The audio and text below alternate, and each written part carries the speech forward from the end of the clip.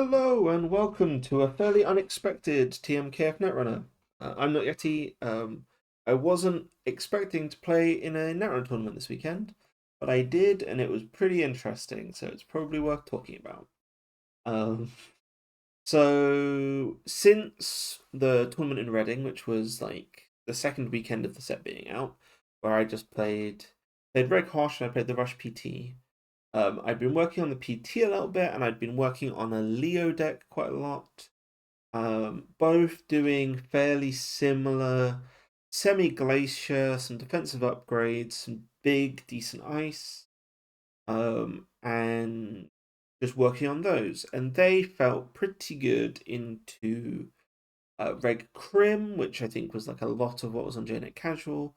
They felt fine into Shaper because there was like enough tempo in there that you like didn't have to go fully glacier. You could kind of rush. And I was working on them and improving their like deep dive matchups.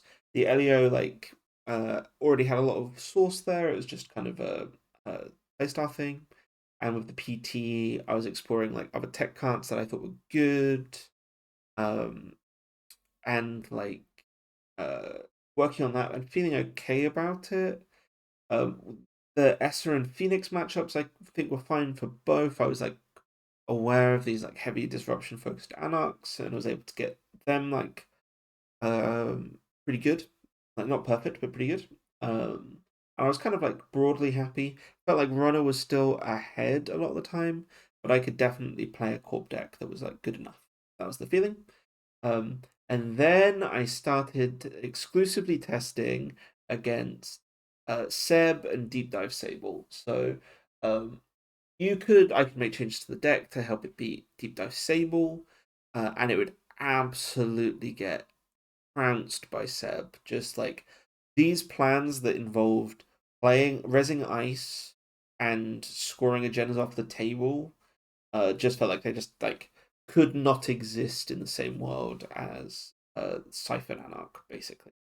Um, so yeah, the more and more I tried, the more and more it seemed fruitless. Like I would improve the matchup by spending a lot more influence on Tech Ice for the Seb matchup, stuff like Kesselroyd, stuff like Boomy, and those would help. But those are all because of like the effect that Banha has. They're all very positional ice. So every piece of ice is positional ice. If you want the effect or subs to ever fire or feel relevant, they have to be like the innermost ice on a server, and you don't always have that luxury. And because they're trashing your ice, you can't really afford to trash your ice to get your stuff in the right place. So it just felt like there was not really a lot that I could do. And I started getting quite frustrated with it. I was pretty like one really, really uh oppressive like disruption anarch is my least favorite netrunner in the world. I like absolutely loathed the Knob Cream mulch engine. And I disliked those decks even when they weren't very good last meta. I still didn't enjoy playing against them. Um and so like I've never liked Imp. It's one of my least favorite cards. I understand the appeal of having that kind of effect in the game, like an Edward Kim style effect where it's like trash something that you shouldn't normally be able to trash. But the decks just play too much recursion. They far too much targeted recursion, and I was hopeful that with rotation that would go away. But privileged access is just two targeted recursion cards stapled together. And so yeah, it's still really annoying, still very frustrating, and also it's like a cut above everything uh, else. Kikai, Ashbo, Cobra Bubbles, Davs, Nervous Nightjar, like half the team at least, Kami Kami had all moved on to this deck because it's so good. And I was testing against all of them and finding it really, really difficult.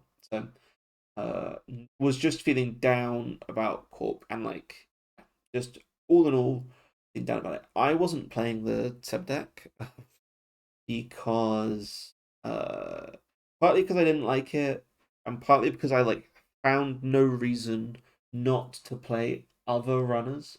Like it was the best runner deck, but Reg Hosh was still better than every corp. Like, yeah, like there was I think there still is this clear tier one deck that you can play. But I think that the best runners, like the best shapers, Deep Dive Sable and Reg Hosh, are all better than the best corp. Um, so I just like didn't see the reason, and I was really, really enjoying my Red Cautious. Like I think this is super fun. Um, for this tournament, I ended up making like very few changes. This is two cards different from the one that oh no, one card different from the ones that I played in Reading. I've cut the higher bands, and I'm playing a pinhole threading as respect for the Alco matchup and potentially for Plutus in Wayland. Um, it was good. It was totally fine. I didn't test it ahead of time. Both Frydan and Ice Cream College, who were two other Red Hosh players, played cut a leech to play a second fermenter. I really like the leech. I really like having two leech. So I stick to the stock of this. I will test a fermenter now. Like I've seen it do well. And I've wanted fermenter in a lot of games. I think especially in the asset matchup, I'd rather have fermenter than leech. So unsurprising there. Um, but yeah, this deck is just incredibly fun. Like, you just it's one of those weird things, but it feels like in a way I get to really experience all of the corp decks in the meta by playing a runner that's like so vanilla and plays so few new cards. But just like the corp matchups are really, really interesting. The I enjoy playing against Nebula. I enjoy playing against the Wayland decks. I've enjoyed the asset matchups out of Thule and Alco and such. Like I really, really like having answers to everything and not having better than like a 60-70% matchup into anything. That's like well built and refined. So yeah, I really, really enjoy the Hashiko. And I kept playing that.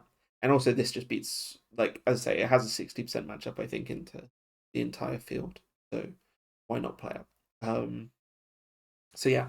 Uh but I was playing this and I could not for the life of me find a corp deck that I liked.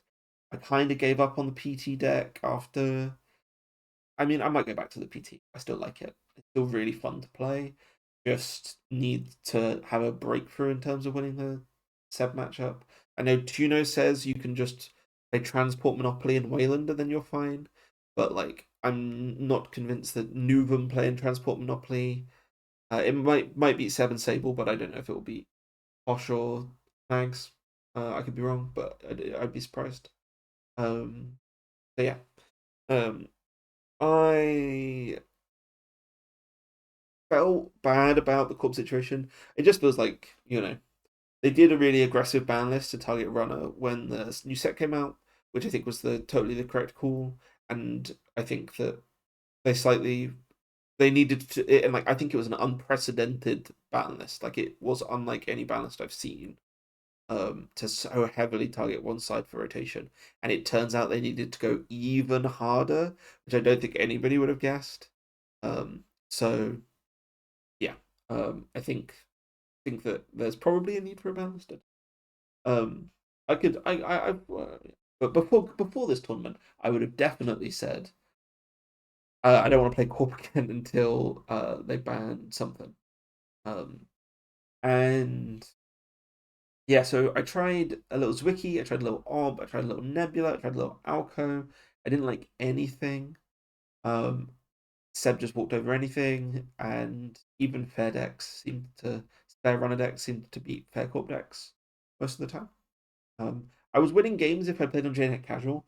Like I looked back at my results, and I was like, I didn't actually drop more than like a game in the 2 weeks but I only played like a dozen. It wasn't a lot of testing. I just didn't like any deck. Um, so we get to Friday, the day before the tournament, and I'm not planning on playing in it. There are a couple of people from the team. Frydan Davs, Nervous Nightjar, who are planning on playing. But I like don't want to play if there's no Corp Deck that I like. But I get off work around 4, and I have about 90 minutes to do something. Um, and so I decide that I had this idea for a Prav deck. Was it an idea for Prav deck? It kind of was.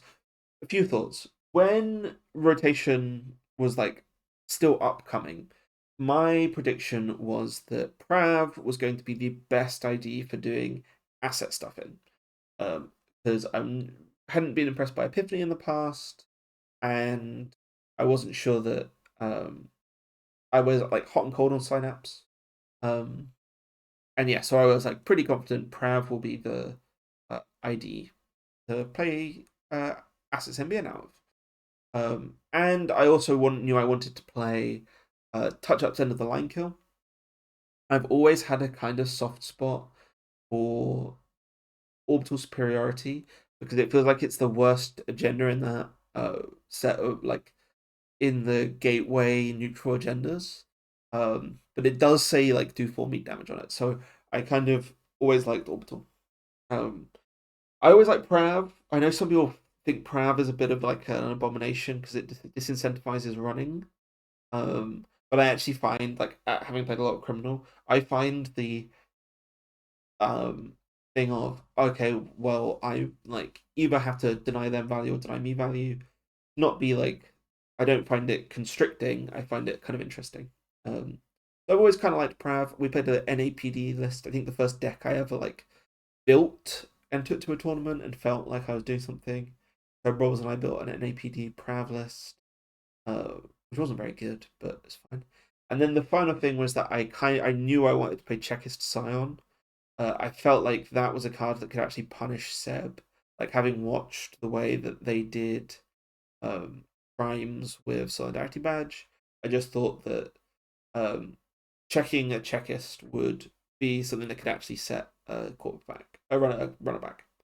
Um, and yeah, so I wanted to play that card, and I thought, right, if we're doing that, we're playing Prav, we can play Touch Up Turns Online. I literally just clicked on all of the cards that I wanted to put into a deck, and I was just like, well, we're doing End of the Line. We need 2 of those. We've got a bit of spare influence. Well, we'll play 2 Urtica to help with the End of the Line kills, and we kind of went down the list like that. And I basically got to the list that we were on now, which looks something like this. The original version definitely had more Funhouse and definitely had an Urtica Cipher and some other stuff that didn't turn out to be very good. But got to this basically. And played 3 games on JDeck Casual. Won those games, felt good. Played a couple of games against Frydan on Rikosh, won those games, and actually set up some very interesting forks at various points where if you run this, I will advance the other card on the table, and either one of them could be a trap on an agenda. If they're both agendas, it's actually really difficult. If one of them's a trap, it's really difficult.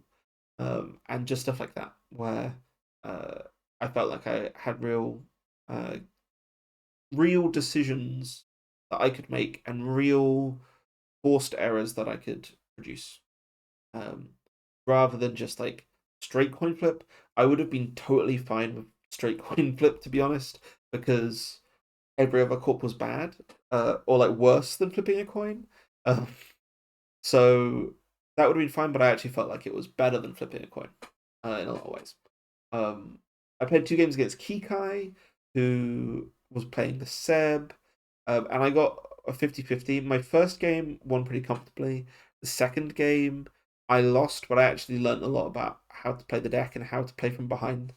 I made like a lot of mistakes and then kind of looked down at my hand and I was like, I should have just been putting stuff on the table.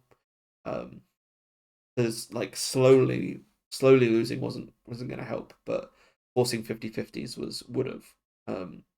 Even if I'd still lost, I would have had better odds. So yeah, after having played those like 7 games or whatever, I post it in EA Sports Discord as like a, hey guys, I found a Corp deck that I might actually like.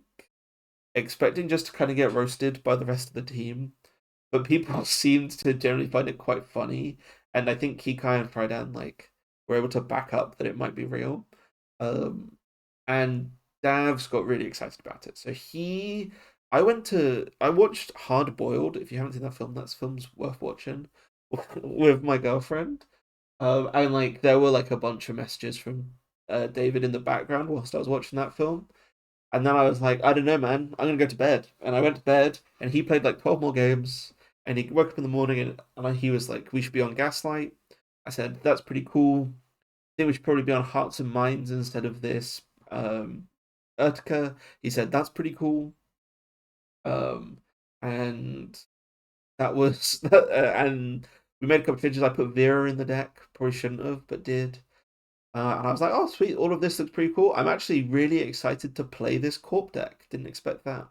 So I decide I'm like really conflicted about registering for this tournament because I have plans. Like I'm busy. I've got stuff on during the day. My friend and teammate Kami is in the pub. His boyfriend's visiting for the first time, and I was like, gonna go meet him. And I want to do that. It's nice out, sit in a beer garden, and just like hang out. Would be lovely.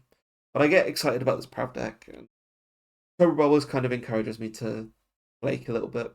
And so I go to do the stuff during the day with my girlfriend, go to the pub, have a half pint in the sun, almost decide to stick and not go home for the tournament, but go and get to my table like 5 minutes late for the tournament, but it's fine. Um, and we're playing. And we're playing these two decks. And Dav's, Nervous Nightjar, and Frydan, who are on the call, are also playing the Prav deck.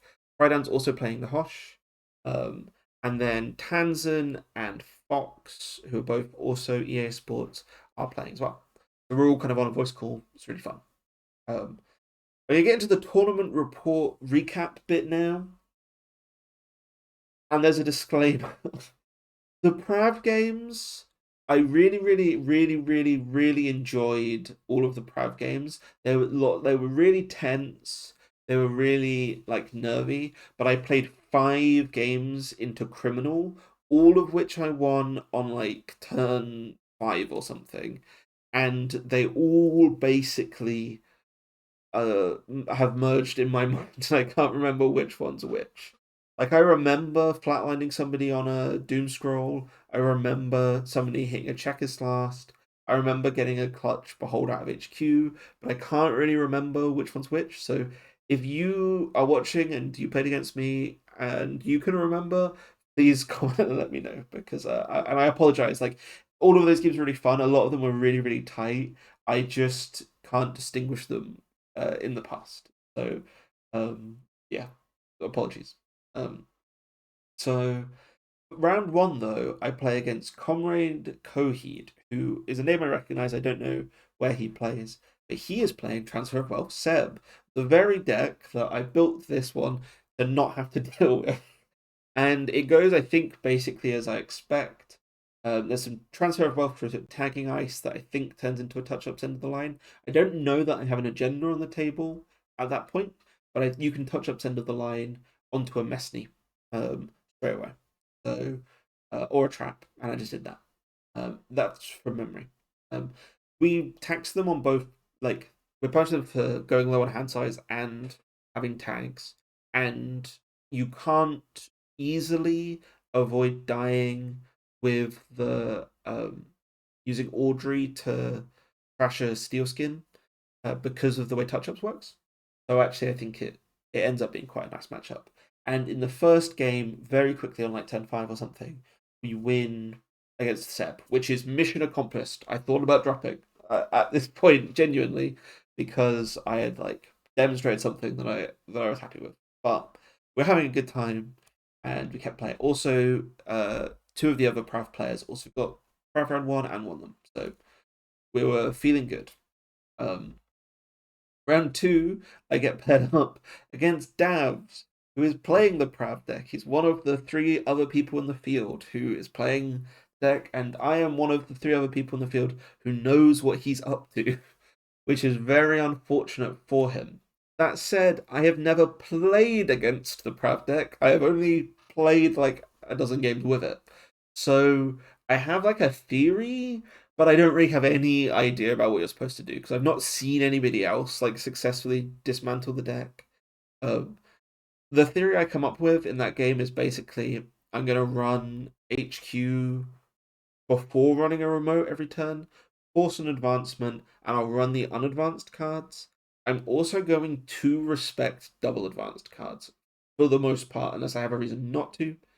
Um, and that is to say that like I will tank an Urtica if I have to, because if you have 3 cards in hand, but you've got 8 credits to respect public trail, you're still fine. Um, and so I was going to tank Urticas, and that happened. I stole a very clutch Tomorrow's Headline, I think, off of the table in the early game, and from there I was able to like there was a 1 or 2 turns. I think the very first turn of the or like first turn of the game, I ended in a way where I could have just died to public trail under the line on turn 2. Um, but we survived, and then I started respecting it, and for the rest of the game we were a-okay. Um, so we were able to get to 7. It was quite tight. I like as the Hashiko, it was maybe the matchup across the course of the weekend where I felt like I had to make the fewest mistakes, but we did win. Which I felt bad about. I kind of going into this tournament as well thought once the I had some confidence in the Proud deck, thought that Davs probably had a good shot of taking the whole event. It was a massive 150-person online event, the largest online event that wasn't for Worlds, I think, that's ever happened. And I was like going in knowing that he was playing this the Seb deck and this Prav deck. Thought that David, if the Prav deck turned out to be good, he could win the whole event. So taking a game off of him in Swiss, I felt really bad about. But I didn't think that I could like go all the way. My red kosh is like very good, but as I say, it doesn't like dominate anything. It just does well. And I was like not. I was like I had I had a drink and like I had not planned to play in this, and I like haven't practiced my Alco matchup or anything like that. So I'm like not feeling like I'm gonna win the whole thing, but I'm quite might win some Prav games. Whereas David, I know that he's gonna go undefeated on Seb. So the question is like, can you win on Prav? And taking his first Prav game didn't feel good. Um, Round 3, I played against Amarum, who was on Arasana, and I felt good about this. I was like, cool, this is going to be deep dive Arasana. I've not played against this before, but we're just going to put stuff out on the table and win the game. And that's exactly what happened. We put stuff out on the table. We double advanced a Chekist Scion on like turn 3 or something. We check the Chekist, take 3 tags, clear them down, don't risk dying. But the economy is sufficiently bad, and we're doing Shaper stuff, so like there's a lot of click intensive installs. And in that time, I'm just spamming cards out and advancing stuff, and I eventually just get to without Amaran making another run for the rest of the game, get to combo out.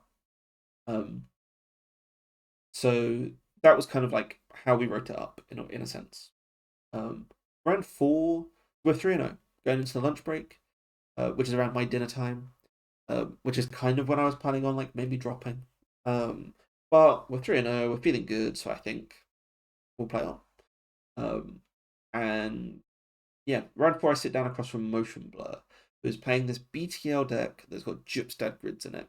I've practiced against this deck in the pub because some of my teammates had lost to it at Reading.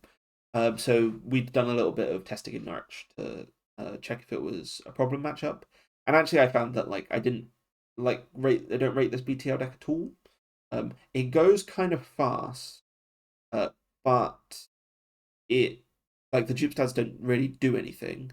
Um, and yeah, you just have to like with Hashiko, it's just like ban hard boomerang the remote server, get one of the agendas out of there, and then like respect measured response when you need to respect measured response, which is possible.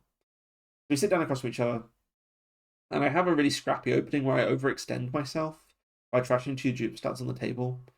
because I know that he's just going to put a gypsy on the table next to him, green mail it. So I just think like I don't want to be dealing with that stuff. He scores a green mail, and installs a card behind a piece of ice. I force the rares, I install Banha, and I get ready for like next turn to start just like pressuring the remote. And that's when he scores above the law and trashes my Banha. And I think if that hadn't happened in that exact turn, like sequencing, maybe I should have respected it, I don't know.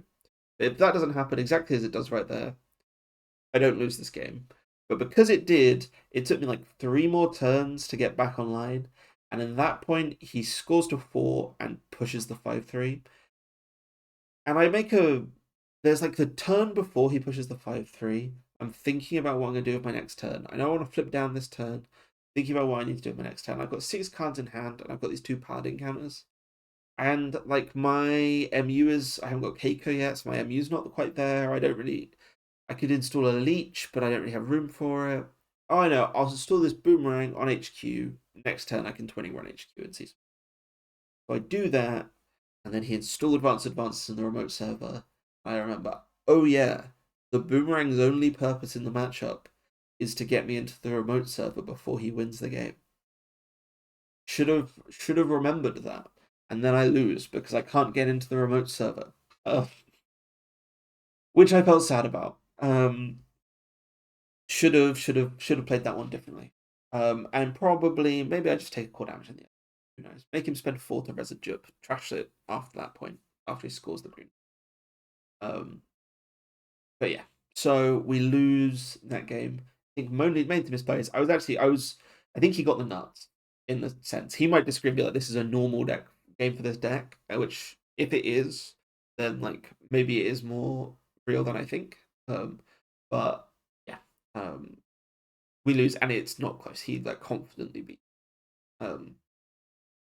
Round 5, I play against somebody I don't know, Crypto Necked, I think, Crypto Necked, who's on PT. The very odd PT. There's Lamplighters, there's Fly Swatters, there doesn't seem to be a tag punishment. I just get comfy on each counters and check the remote like every single time. There's one where I'm like credit perfect on getting into the remote. Propria Negation gets scored. Propria Negation against the Red Hosh, very funny because I got bounced into archives and got 2 leech counters and then ran back really, really cheap. Which made me laugh against Mester Chessbow and stuff. But yeah, we do win that game. It's one of the longer ones. I don't think we see a lot of agendas for the early parts of the game, but we do win. Round 6, I play against Mithir in my first Prav criminal game. And yeah, I don't remember exactly what happened. He was playing Zaya, and I think he checks a trap early and then dies to combo. But it was they like have to make decisions between running every turn, not, and just lost sufficient tempo that my deck was just able to score out, which is good. Round 7, I play against Ice Cream College, who I've talked to a bit in the last couple of weeks about the Hoshiko list, so he knows what I'm up to. And I play a hell of a game against Alco. Really, really tight stuff. My plan with every Alco matchup as the Reg Hosh is to mill them out, or get them to mill themselves out, and then just close with the twinning. Like, I just want you to have 12 cards left in the game, and I just want to like run, like Hannah run stuff, Azamat trash stuff, just stay on it, keep 5 cards in hand, keep Steel Skins going, trash everything that comes down, and then when there are, at some point you will out tempo me, you'll put enough of a threat down, or whatever, and then I'll just twinning run centrals, and I will win the game like that. That's the plan. So I get down an early fermenter. At some point in the game, I do get Hannah, and I keep on top of like some early agenda pushes and some early fat reses, and I'm just able to trash all of it. I get really clutch Buzzsaw off the price, which gets me through a Diviner. And yeah. Then there's a Regenesis that gets pushed. It looks like a fairly obvious Regenesis push. I think about going Archives, but I decide that actually we can challenge the Regenesis, which I always find is like better if you can do it. So I run the Regenesis, get it, spend some money, like don't feel too bad. His next turn is install something in that server, install an ice on another server, install in something in there. And I go, that card in the new remote server is also Regenesis. And we're just running it back, seeing if we can get away with it. And I thought about it for a minute. Probably an enemy. Could be something else. Be a Slice and Town, be bad. Probably an enemy. There's an Ice on Archives as well, which I'm looking at it and I'm like, probably not Slice and Tan, but if it is Slice and Tan, it's kind of bad. I could challenge this. I don't think I die from here, but I would lose some tempo. Maybe I just let this Regenesis through, which I think is a mad thought. I don't think you let Regenesis through ever. But he gets the 4 points. And then he pushes another point, gets to 5. And I go from feeling very comfortable ahead of this game to being like, these decks are all on Moonpool. And some of the decks that I've played against, when they get to 5 points, they like effectively have won the game. Like closing from there is really easy. I've seen Stings. I've seen Hybrid Release. I've seen I haven't seen any Fujis. I've not seen any 2-pointers. I can probably, I think at this point, do the math of the Regenesis things and the Hybrid Releases. I should have gone. He's not playing more than 1 2-pointer, and I don't need to respect it. But instead, I start panicking a little bit, start trying to respect it really hard. He's playing a Longevity Serum, it turns out, so I don't know if there were turns in there where I just lose the game if he has it. But I'm kind of keeping on top of it. We get to the point in the game where he's threatening the win, and I think, right, now we just access on centrals. But I don't have the twinning. I never got the twinning in this game. I can't remember if I lost it to damage or if I just never drew it. But yeah, we've been really stretched to keep it down. Like the tempo's just been great for all the AU. So we run HQ because I'm certain there are agendas in HQ. He scored the 1 Fuji with the Regenesis, and then he pops a Moonpool on the table, shuffles discards 2 Fujis from hand into the bin, shuffles them into R&D where there are like 8 cards. That's really, really bad for me. Yeah, getting both Fujis shoved in feels tough. I'm on 4 points. I need one of those to close the game realistically. I run R&D. I don't hit the 1 and 4, and I have like 2 clicks left. I don't remember what I do, but I don't get to the hybrid in the remote server, and he is able to then just. Alright, maybe I do get to the double advance card on the remote server, but he's able to fast advance anyway between our echo draws and various other draw effects. And fast advance is the 3-2 to close the game. I was really close. I think if I'd got the twinning down at any point, it'd be fine. I wonder if I think if I just get that Regenesis, which I think I could have done if I'd thought about it harder. I probably can like win that game. But this is like kind of the reason why I play Hashiko. Is because when you lose, it's so fun. It's like such a good game. I had such a good time and so many difficult decisions. And I didn't stomp anybody as Hashiko in this tournament. And this was really good. This one was really, really good. But I did lose. Second loss. We know that 2 losses is probably fine, but any more than that is going to be sus. They've just cut around from Swiss as well, so I think like we're saying it's like 2 losses is your max. But Davs is now in. He's only lost 1 game, and we're pretty confident he can lose. Even if he loses, he can ID into the cup. Oko is also doing really well. Frydan, I think, won his first 5 rounds, but has now just taken 2 losses, so is also like not feeling too hot, but could maybe do it. And yeah, so the Prav deck has done incredibly well in Swiss. I think it goes 10 and 2 in Swiss. overall. One of those losses being like me being David. Round 8, I play as Luthien. She is playing Sable. I think it's Deep Dive Sable. I've never actually played this matchup in testing with the Prav deck because we haven't tested the Prav deck. But I remember thinking, people asking like, "What do you do?" And my answer was just like, "They're going to be scared of running. If they ever check anything wrong, they lose the game. We just hope they don't like do nothing, deep dive and win." But I think it's hard for them to do nothing, deep dive and win. If they get it on turn 3, which like you can as Deep Dive Sable, then they get it on turn 3. But like everyone's got that problem. But we can win fast. We can win on turn 5. In this round, Davs wins on turn 2 against his opponent by just installing a Tomorrow's Headline and comboing out on the Tomorrow's Headline on turn 2. So we can go quick. And I think that's what happens here. I put down Ice so that on Central so that they do have to find the cards and install them. And then I just spam out traps, and then I think we just combo kill. I think there's a lot of people who play their Transfers of Wealth against the Prav deck. I think if it's through a piece of ice, it's not worth it. The Prav deck, for the most part, doesn't care about 3 credits. Like, it runs incredibly lean, and if you like, I'm like so happy to get 7 credits off a regular. That would do me for the rest of the game. One big YDL fire, that's my money for the rest of the game. Like, and yeah, you can deny me 3 credits and it doesn't matter. And credits don't really help you beat the Prav deck except to stay over 8 for the public trials, which like the tag is, you'll probably like shoot yourself in the foot anyway. So yeah, but we win. We're 7-1, 7-2, 6-2 at the end of round 8, 6-2 at the end of round 8.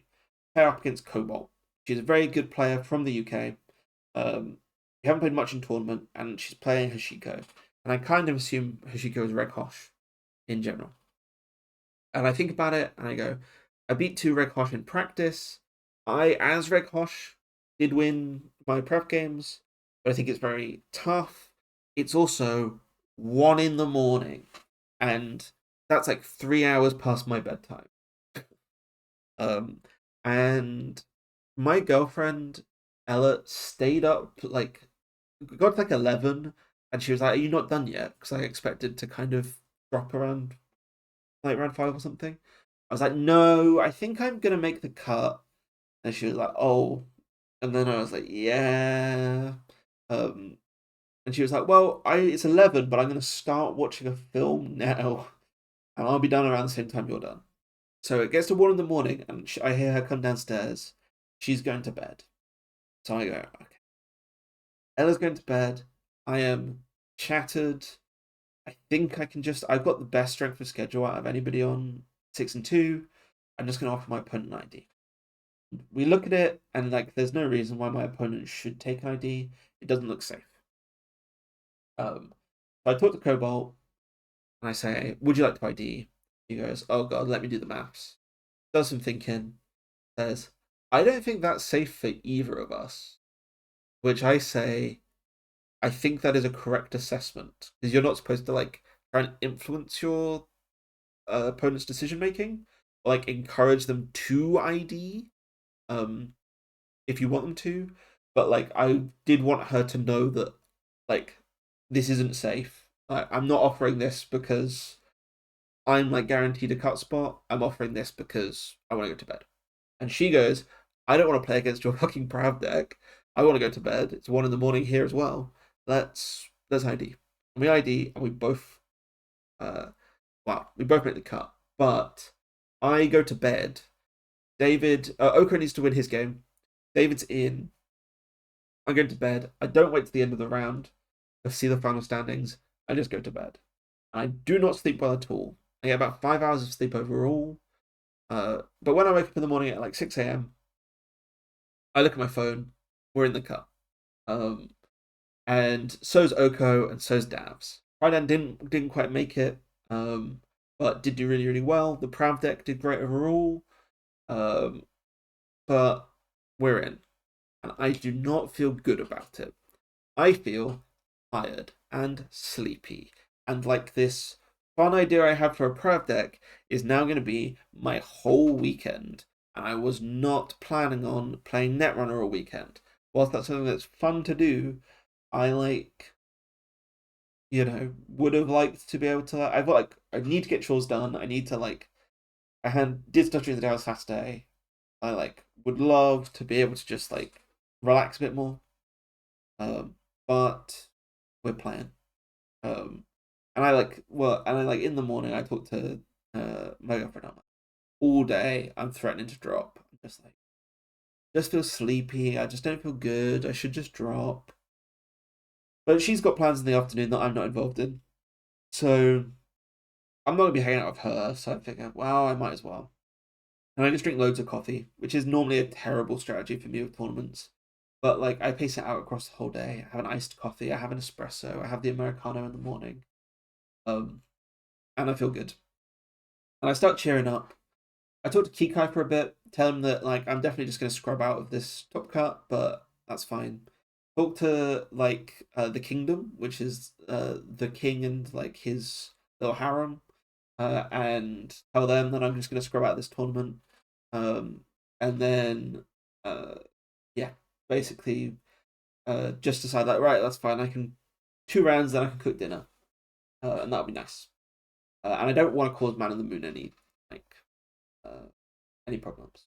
So round 1, I play against Diogenes, who's playing Sable. I look at the list. It's Deep Dive Sable. There is no more to learn here. Actually, there is 3 Boomerang. So I'm like, cool. Even remote ice isn't something that I'm at all interested in. We're gonna, except ping and VSA, we're gonna not install the rest of the ice. Maybe we can install a Messney if we just need a target for touch-ups. And yeah, I think because it's deep dive, I do ice centrals just to slow them down, make them have stuff. And then on turn 4 or 5, they're an early turn where I think they hit Behold, and it costs me some money, but it costs them more, and they spend some time recovering, and then they don't have they don't have a Carpe Diem, they don't have a really cheap run event to recover. So they click to 3 on that turn, but they still have 1 tag. I can't remember what the tag's from. I think it might be from the Behold. But yeah, I don't have the kill, but I don't think I have the touch. And yeah, so I install or I last click so they click for 3, and then they bravado R&D, and R&D is protected by a doom scroll. They are already tagged, so I res it. They take a second tag, and they take 3 net damage. And I do have end of the line in hand. So I understand why they wanted to get the money up so that they could then clear their tags and start doing stuff, but ultimately cost them the game and they flatlined. Cut round 2, Davs also wins his round 1 cut game, and I get paired up against him. Now, I said earlier I didn't want to get paired up against Davs because I think that he can win the whole event. I think he's got good matchups into the entire field, except me. And we get paired up again, and we're playing the same matchup we played in Swiss. I am playing Hashiko into his Prav, and we're having a great time on voice call, but I do not want to beat him. But I'm not throwing a cut game to my opponent, to my teammate, so we're playing the game. And it's a banger. It's really funny. We have a bunch of EA Sports people in Discord listening to the two of us. The rest of EA Sports aren't talking; they're on mute. But David and I are talking, and they can hear us. And so I'm doing a little more shit talk and having a little more fun. And yeah, he starts in this game. The thing that he does differently to the first game is he's doing much more manually advancing stuff. So I think really try and apply the extra pressure, and he knows that I was challenging a lot of stuff in the first game. I still challenge a lot of stuff on the table, um, and just don't want to get away with an agenda that leads to a flatline. Um, this leads to me taking 4 core damage off of Cerebral Override. And the thing about the Cerebral in the matchup, right, is, or like in general, is that 2 core damage off of Cerebral is really, really good. More than 2 core damage off of Cerebral doesn't really do anything apart from the ways in which it constricts their hand size. And like I'm playing Banhar and stuff, so it does impact me, but it doesn't like help the win condition of the other deck. And because I'm challenging everything, I get 3 orbitals off of the table. I get 6 points. And there's only one agenda left in the deck that he can use to win the game, but it's the Tomorrow's Headline, which is the good one. And because we're so far through the deck, he definitely has Public Trail end of the line, and I only have 1 hand size. So I can't, like, do anything. And because I've got this, the Hollow Man is now a real threat, as is Hearts and Minds. Both of them can mean that a 0 advanced card is a flatline. And a 0 advanced card means that Behold is something that can be put into a remote. As is like every card in the deck is now threatening flatline next turn. And I have to respect Public Trail on every turn. And I'm just about able to do this.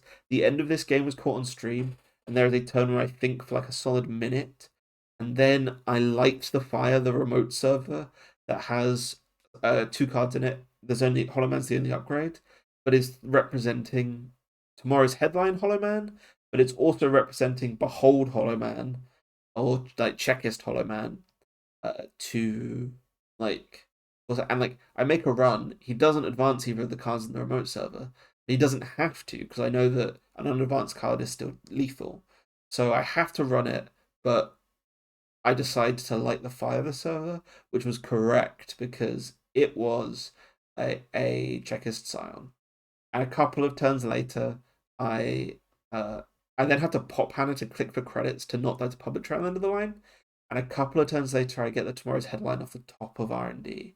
I feel like I was able to pretty much respect everything, but I do wonder if he'd drawn that card sooner, if he would have been able to set up something more lethal. But yeah. And on that last turn where I get the Tomorrow's Headline, he has set up another trap in the remote server that is representing lethal, and I just like, I have the option of running the Hearts and Minds or running the card in the remote server. But if I run the Hearts and Minds, he gets the advancement anyway, so it's pointless. And yeah, I would have been, and I would have died, but I get that Tomorrow's Headline. There's only 7 cards left in R&D or something. So yeah, we were in round 2. We didn't really want to beat David in the cut, but we have. And we're 2-0 in the cut, which I don't know if I've done before, so that's nice. Round 3, play against Passmalt, who's playing a Thule deck. Another sick as hell game. I think in the early game, I make some mistakes. The deck is playing 3 Bladderwort, and he gets all of them out really early, and then just deals 3 damage every single turn of the game, whilst tempoing out agendas. And it's just like, somehow manages to grinder and tempo all at the same time. Really impressive list, I thought. I hate Bladderwort as a card, though. Like, it's shown up a lot in this top cut. It's very good, but it's like my least favorite card to play against. And I will over-index on trashing it. Like, I will trash a Bladderwort that I don't need to, because I hate playing against it, just on like an emotional level. And I think I overextend really early. I trash some, and then he just recurs them. And like they all somehow come back on the table. And like every turn of the game, we have 2 or 3 Bladderworts, and they always fire for damage. I don't know if this is. This seems like it would be really vulnerable to like Seb, like attacking it, and just like punishing you for trying to stay low, and then cleaning up the board and all that stuff. But against me, I get Azamat, Hannah, winning down, and I just start checking everything, but I go way too poor. Like, I don't have a good economy for it. I never get to play my like events to keep the econ going in like a good way. And I just stay really poor, steal a couple of points, but he is scoring out faster than me. But the one thing that is happening is that I am getting twin encounters every turn of the game. And by the time that he starts to threaten the score, we're most of the way through the deck, and I have like 7 counters on the twinning. So I run the remote server, and he reses the one of ablative and installs a card from archives, which I'm not worried about. The thing that happened here is because we've got Blood War every turn of the game, we now no longer have the credits to res ice on centrals. So like he pushed a threat in the remote, and I was like, well, you can't defend the remote and centrals, so we're going to run this, and then we're just going to send it on centrals if you're defending this.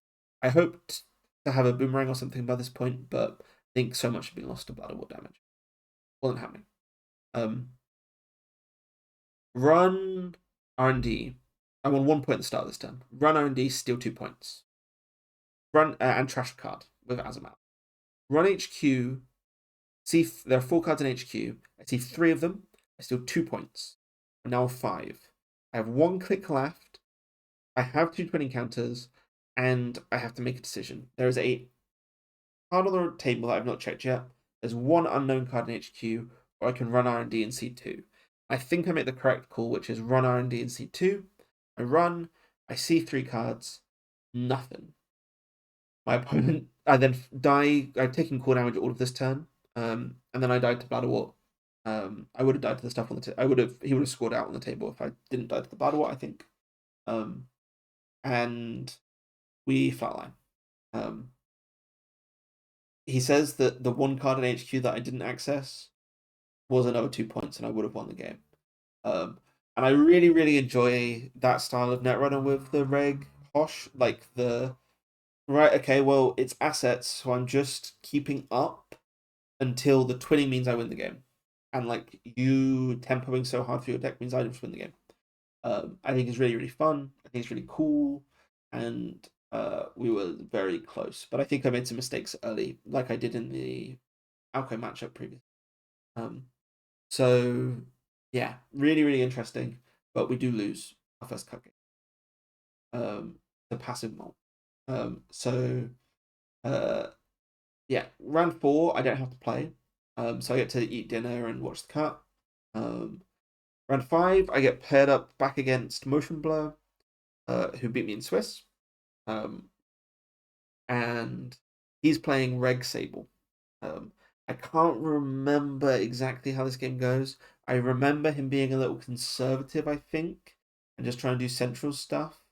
But I think maybe he checks early and then floats some tags, and we get the kill. I think we combo kill pretty easily. I don't think he makes any egregious errors. I think he just doesn't win the first 50-50, and then it's GG's from there, I think. But I felt good about getting my revenge for my misplays in Swiss. Which means that we're on to round 6 of the cut, and we're like definitely top 8 now. I think because I won my first 2, I'm like top 6 or something. And we get paired up against Davs again, and we are playing the Hashiko Prav matchup again. For the 3rd time this tournament, we are playing each other on the exact same matchup. I asked the judges, like, this has happened. Should we be playing this side? Can you switch us? Partly because I don't want all 3 of David's losses in this tournament to be against me because he lost coin flips multiple times. Lost the Aesop's coin flip, not even the Prav coin flip. But the judges say we can't. Got to play the matchup. We have a really fun time. Like we're laughing on comms. This is one where I tank Nightica early, and I'm doing well, and I see public trail at the end of the line, and I'm respecting them, but if it's double public trail end of the line, I just don't think there's anything I can do. And I know that they're both in his deck, so I'm trying to check for Gaslights really hard, but I just basically I'm like, I have to win this game before he draws into it. And eventually I steal 2 points off the table.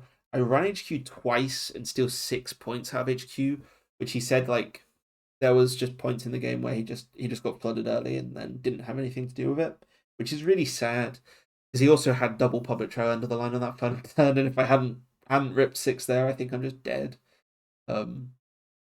So yeah, like feel really bad that David, who I think like he came third overall or fourth overall, should have won the whole thing. His Seb went 7-0. His Prav went like 5-3, only losing games to me. And I felt like yeah, but I think David would have could have won. So obviously had to go through Deer in the finals, which I think would have been tough. But if anyone could have done it, it would have been Devs. But yeah, if you watch the game on stream, it looks like I just like kind of confidently win the game, but I think I lose most of the time. Round 7, I play against Passive Malt again, but we get to play the other side. He's playing Muesli Hat into my Prav, and we get another confident win. I don't remember how it goes, but that one is fully on stream on CTZ's channel, so you can watch that. And then I look over at the ASOP to try and figure out who I'm going to play in the finals. It's like 10 p.m. and I was expecting to be in bed already. This whole weekend has been eaten up by this tournament. I was so tired going to this. I didn't think I was going to win a cut game, but we've actually done really well. It's gone great. We've had a great time. I've loved hanging out with the rest of the team. And I'm just feeling really, really, really happy, really great, really feel good about playing in the tournament. I look across and I see that it's Deer, the one player in the cut who I didn't want to get paired against because they are playing Lilypad Mags with 3 Stone Ship Chargers, which is just like obviously gonna beat my deck. Like it won on the deck building stage. I'd have to win 2 games, which means like I don't even get to like my Hosh can take a game off of Deer's Alco for sure. Like not easily. I'd have to play the actual game, but like I could believe there's a world in which I win that game. There's no world in which I win this Prav game apart from to put the combo on the table turn 2. I mulligan into a hand that doesn't have the winning combo on turn 2, and I don't win the game. But I had a sick time anyway, and I was like just happy enough. Like, cool. I made some great meta calls in my deck building. I think that allowed me to get this far. Me and David to both get so far into the tournament. Like we knew what the threats were. We had good criminal and Seb matchups. We had really strong runners that were able to deal with the asset decks that we knew were going to be there. And we played really well. And Deer also made the exact same calls, had a great asset matchup, had a really, really strong Corp Deck that was able to prey on a lot of the field, was specifically targeted towards Seb in a lot of ways, I think, and also went one step further and pecked the runner to win the guaranteed kill matchup. So I thought super, super worthwhile. I think our decks look quite different in a lot of ways, but we were singing from the same hymn sheet, I think, and totally happy to lose to them. A really boring finals, but really, really happy to lose to them. It was good. And yeah, just really, really happy overall. So I wasn't expecting this. I wasn't expecting this to be an hour-long rant. I probably got a bit too excited and talked too much. But it's very funny. The prize for winning is that I get a slate built to last, with Summer Showdown, 2025 second place etched onto the stone. Which, given that I've now come second, I think in 5 Netrunner tournaments of very different sizes in the last year, seems all too appropriate. So maybe one day I'll win a tournament. And if I do, you'll hear about it here. But for now, thank you for watching. And that was really fun. Looking forward to the next one. Bye.